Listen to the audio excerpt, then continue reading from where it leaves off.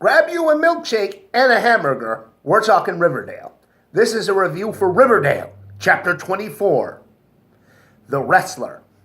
So last night's episode was a very, very simple episode. Had a few storylines. Nothing dramatic, nothing spectacular. Just a very simple episode. We'll start with the first storyline. Well, throughout, there's having this big celebration in Riverdale called Pickens Day after one of their founders, this general who settled the land that became Riverdale. And with that, we have Veronica trying to team up with Josie to do a song number, but her mother objects to this, Josie's mother, that is, because she knows how shady the lodges are, and she knows that Veronica is a part of this. She's telling her daughter Josie, hey, don't do this. So Josie figures out how shady Veronica is. She's like, we're not going to do this song together. So then Veronica's like, oh, what a bitch. And decides that she's going to bring back the Pussycats without Josie. So it's Veronica and the Pussycats. Okay, that was like very simple. It's nice to see that they've included Josie into the stories once again. Although, you know, it's kind of like, how is it always pushing for a Josie and the Pussycats spinoff at this point? We know that they're going to do Sabrina.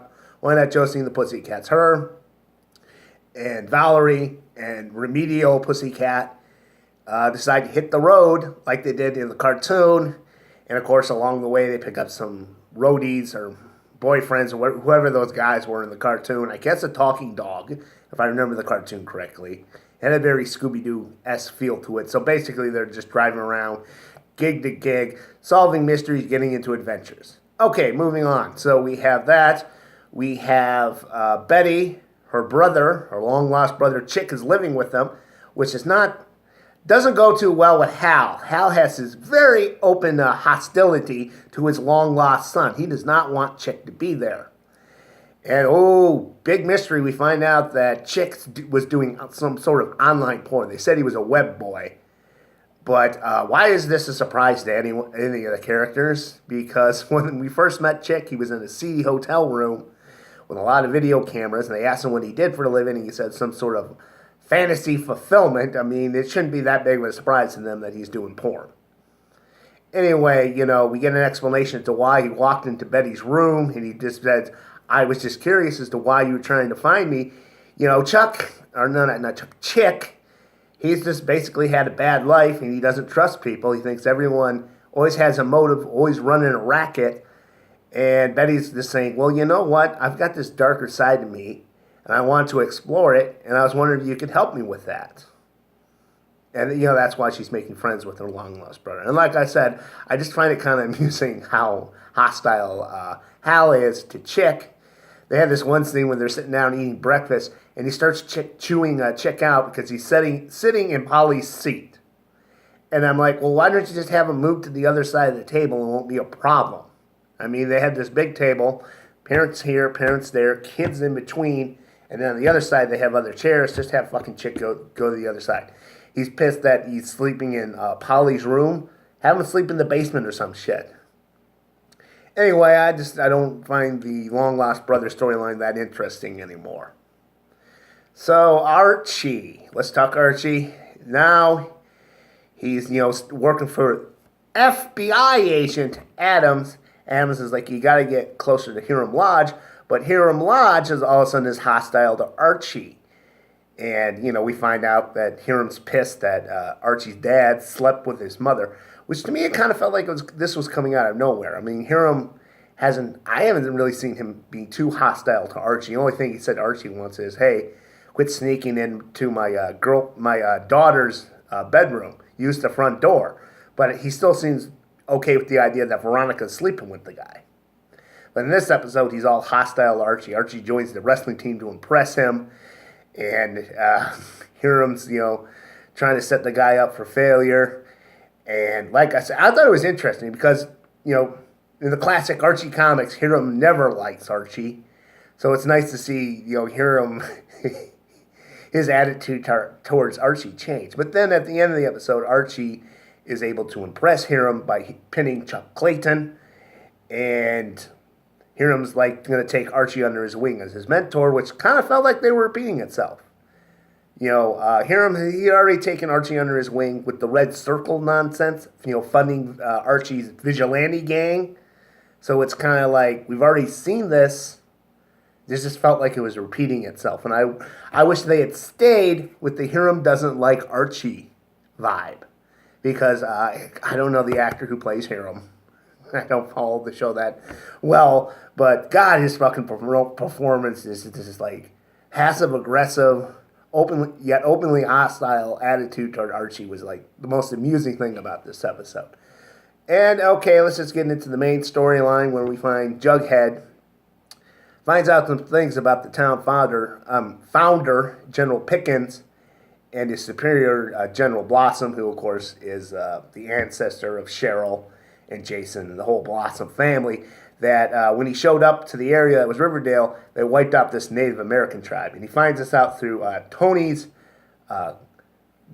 grandfather, who founded the Serpents. They were a member, they were the descendants of the survivors of these Indian massacres. And, they lived in poverty after that, so they founded the Serpents as a way, to protect the group, which I thought was pretty interesting.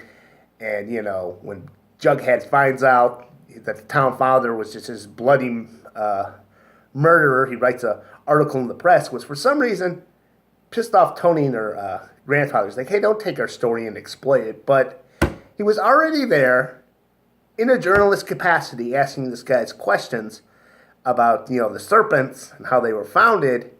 It kind of seemed silly that they didn't realize he was going to take the story of how the town father wiped out this Indian tribe and run with it.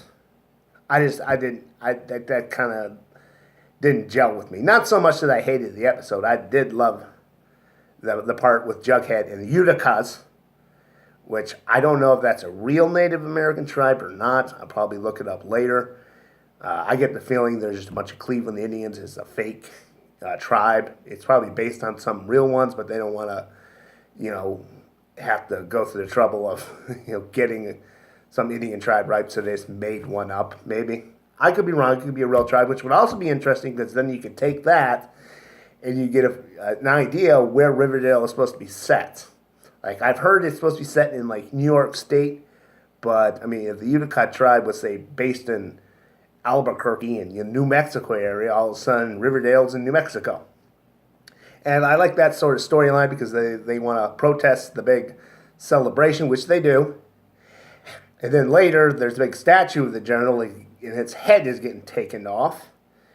So it's kind of very topical because you got the treatment that people at Standing Rock, Native American tribes there, the Sioux are going through right now. Plus that adds in the sort of, the Confederate monuments, how people want to tear them down, other people want to protect them. So I thought that was a very interesting storyline.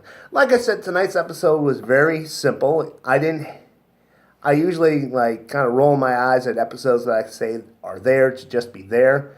But I thought that wasn't really the case with tonight's episode. It's just an episode, very simple, and I was okay with it. A couple predictions coming out of this. So obviously Hal is going to have an affair with Mrs. Blossom, who's now a prostitute. I think that that's going to be a big thing, Miss Blossom being a prostitute and having sex with various men of the community. I'm thinking that somewhere down the line she's probably going to sleep with maybe Archie's dad or Veronica's dad. Actually, I'm going to go with Archie's dad. He's probably going to sleep with Archie's dad at some point. And, of course, that'll create some sort of chaos. Speaking of Hal, I think the reason that he's so hostile toward Chick is Chick isn't actually his son. That, around the time that he was dating Alice slept with someone else. Who knows? Maybe it's Jughead's Jughead's dad. Which, when I think about that, FP and Alice having a son, which would explain why they're so hostile to one another, that would be Betty's half-brother, Jughead's half-brother. And, of course, Betty and Jughead might get back together, so that would be weird. Okay, I think that's it for predictions.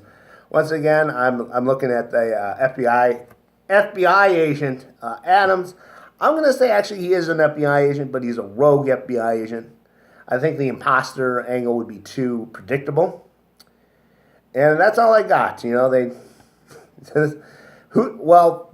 mystery we got now is who took the head off the statue. I'm going to say it was the lodges. They had the head taken off, and we'll see it later. They kind of want to just frame the serpent so they can take that land. And that's all I got for now. Like I said, very simple episode. It was okay.